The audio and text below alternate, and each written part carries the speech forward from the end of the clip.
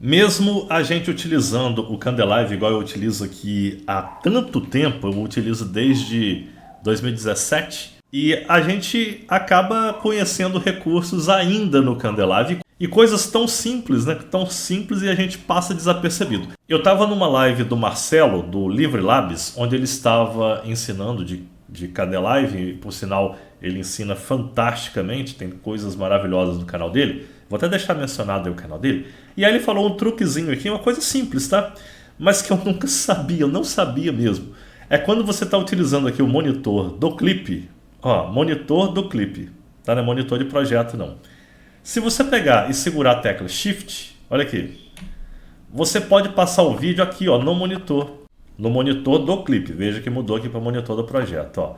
Monitor do clipe, ó.